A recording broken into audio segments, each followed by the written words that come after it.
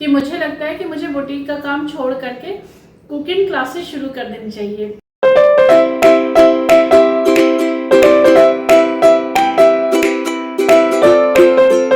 तो hello everyone, मैं हूँ प्रियंका। स्वागत है आपका मेरे नए ब्लॉग में। और अभी मैं बिल्कुल रेडी हो चुकी हूँ। सुबह के बज रहे हैं 10:30 और अब मैं जा रही हूँ अमीनाबाद। जब तक वहाँ अमीनाबाद पहुँचूंगी, मतलब 11:15 11:30 तक वहाँ पे सारी मार्केट ओपन हो जाती है। और जब तक मैं वहाँ पहुँचूंगी मार्केट ओपन हो चुकी होगी।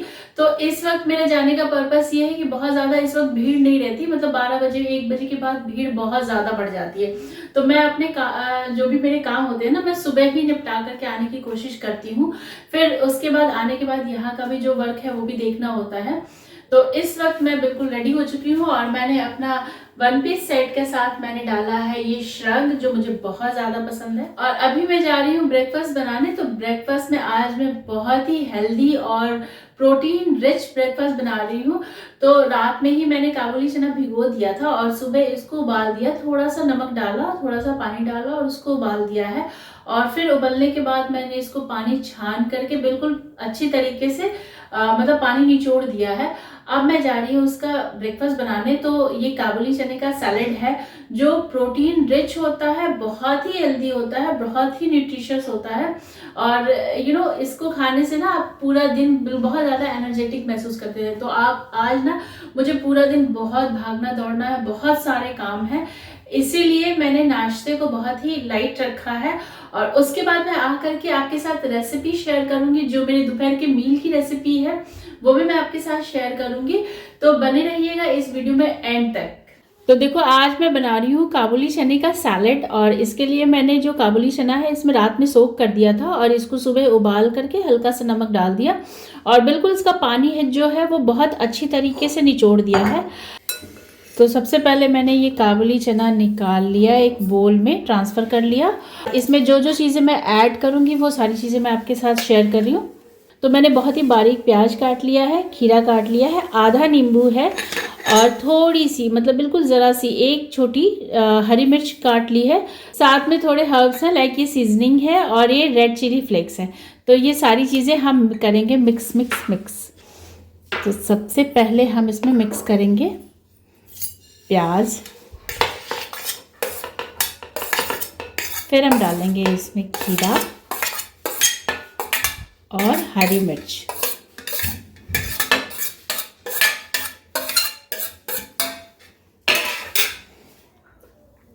और अब इसमें रेड चिली फ्लेक्स डालूंगी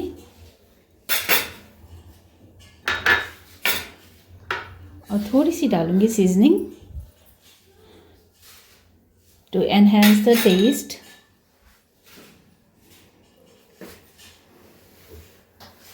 और अब हम इसमें डालेंगे थोड़ा सा नींबू का रस।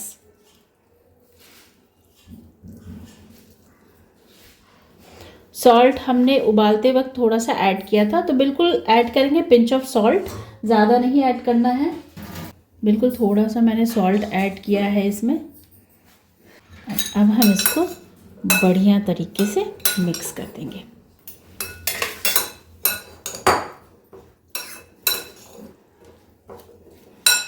बहुत ही बढ़िया प्रोटीन रिच ब्रेकफास्ट है। आप भी इस रेसिपी को ज़रूर ट्राई कीजिएगा।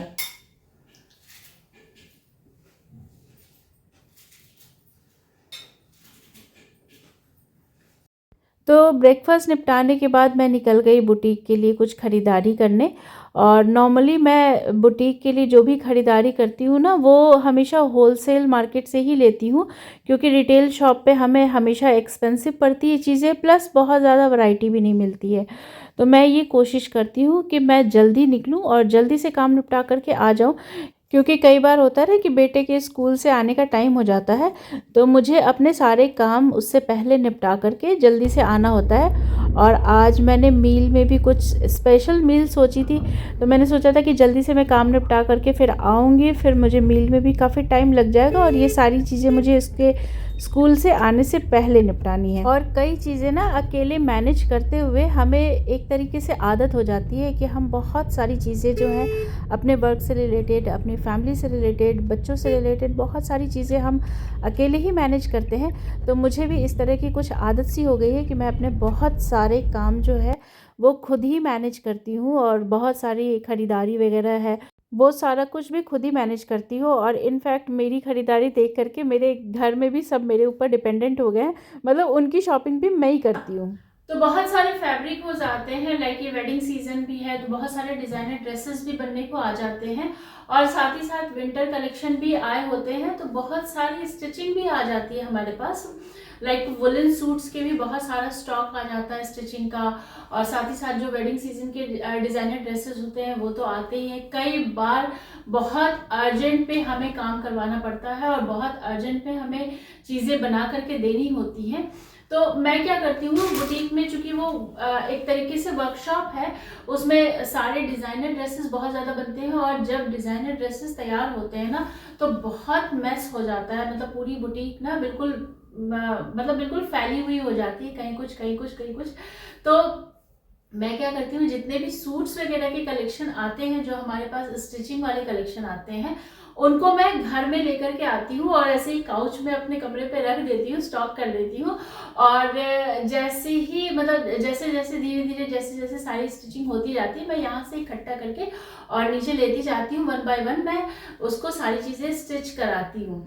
तो इस तरीके से है। और ये देखो, ये कुछ वुलन सूट्स हैं, ये मेरी क्लाइंट के सारे सूट्स आए हैं, और मैं आपको दिखाती हूँ। इनको भी मैंने ना सब कुछ मतलब अपने कमरे में ही मैं ला करके यहाँ काउच पे मैं रख देती हूँ, और 1 बाय 1 मैं करके जैसे जैसे टेलर के पास टाइम होता है, जैसे जैसे हमारा काम का अपना एक जो तरीका है उस तरीके से हम अलाइन करके और सारी चीज़ें स्टिचिंग में डालते हैं। तो ये एक पैटर्न है जिस पैटर्न पे हम वर्क करते हैं। और ये तकरीबन देखो हमारे क्लाइंट कितने सारे सूट्स आए हैं, मैं आपके पास शेयर कर रही हूँ।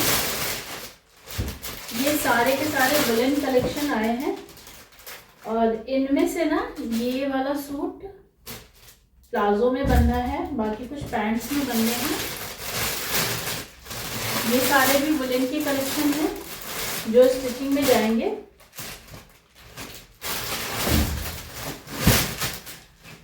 ये सारे सूट्स भी वुलन वाले हैं, तो ये सारे वुलन के कलेक्शन हैं जो एक साथ हम अलाइन करेंगे इसको स्टिचिंग के लिए। तो अभी फिलहाल मैंने इसको यही कमरे में रख दिया है, और मैं जैसे जैसे ना ये स्टिचिंग होते जाएंगे वैसे वैसे मैं इनको नीचे बुटीक में ले जा करके शिफ्ट करती जाऊंगी। और एक चीज़ जो आज मैं आपके साथ शेयर करना चाह रही हूँ, बहुत ही यूनिक चीज़ है, और इसके पहले भी हमने कई एम्ब्रॉयडरी करवाई हुई है। इनफैक्ट मैंने ज्वेलरी के लिए भी बहुत एम्ब्रॉयडरी करवाई है, बट ये वाली एम्ब्रॉयडरी मुझे बहुत अच्छी लगी। मतलब बहुत ही यूनिक एम्ब्रॉयडरी, बहुत सुंदर एम्ब्रॉयडरी हुई है। और ये देखिए, ये ना क्रेप की साड़ी थी मेरी क्लाइंट की, बिल्कुल प्लेन साड़ी है लेमन येलो पे। आई थिंक आपको कैमरे में शायद ये इतना अच्छा परफेक्ट शेड ना दिख रहा हो, बट ये ना पूरा लेमन येलो है साड़ी, और बहुत ही सुंदर प्योर क्रेप में ये साड़ी है। और इस पे ना उन्हें प्योर जरदोजी का वर्क चाहिए था, और चूंकि ये जो मैजेंटा हमने पर्ल डाला है, तो उनका जो ब्लाउज था वो बिल्कुल मैजेंटा कलर का ब्लाउज है चंदेरी सिल्क पे। तो इसकी वजह से हमने ये पर्ल की एम्बलिशमेंट की है, और पूरे ऑल ओवर साड़ी में हमने बूटियां डाली हैं जो जरदोजी की बूटियां हैं, और बहुत ही सुंदर बिल्कुल प्योर जरदोजी वर्क हुआ है। मैं आपको ना बिल्कुल कैमरा पास करके और ये सारी चीज़ें आपको दिखाऊंगी कि क्या वर्क हुआ है। ये इसका पल्ले का पार्ट है, ये देखिए पल्ले का पार्ट है, और पूरी ओवरऑल साड़ी पे ऐसी बूटियां डाली गई हैं विद पिंक पर्ल एम्बलिशमेंट, क्योंकि पिंक कलर का उनका ब्लाउज है, मतलब रानी पिंक उनका ब्लाउज है, तो पिंक कलर के पर्ल के एम्बलिशमेंट पे ये पूरी साड़ी वर्क की गई है। बहुत ही सुंदर साड़ी बनी है, मतलब एक वार्डरोब में रखने के लिए ना अपने आप में एक ये डिजाइनर पीस बना है। और ये टोटल हैंडमेड एम्ब्रॉयडरी है, तो मैंने कहा ये एक बहुत अच्छा वर्क है, बहुत ही यूनिक वर्क लगा मुझे, तो मैंने सोचा कि मैं आपके साथ शेयर करूं। और इसको मैं बिल्कुल पास से इसकी बूटियां दिखाती हूँ, बिल्कुल पास से इसकी जो फिनिशिंग है ना, और इसका जो काम है वो मैं आपको बिल्कुल पास से कैमरा करके दिखाती हूँ, ताकि चीज़ें बहुत अच्छी तरीके से क्लियर समझ में आएंगी। तो ये देखो, ये है ओवरऑल साड़ी और इसमें जरदोजी की एम्ब्रॉयडरी हुई है और साथ में इसमें पर्ल से, हमने मैजेंटा कलर के पर्ल से इसमें एम्बलिशमेंट किया है जो बहुत ही सुंदर लग रहा है। इसके अलावा इस तरह का हमने इसमें पूरा बॉर्डर बनाया है। ये देखिए, ये इस तरह का पूरा बॉर्डर पैटर्न हुआ है। बहुत ही सुंदर साड़ी बनी है, मतलब एक प्लेन साड़ी से इसमें इतना सुंदर प्यारा सा लुक आ गया है ना कि बस ये पहनने में ना बहुत ही खूबसूरत लगी।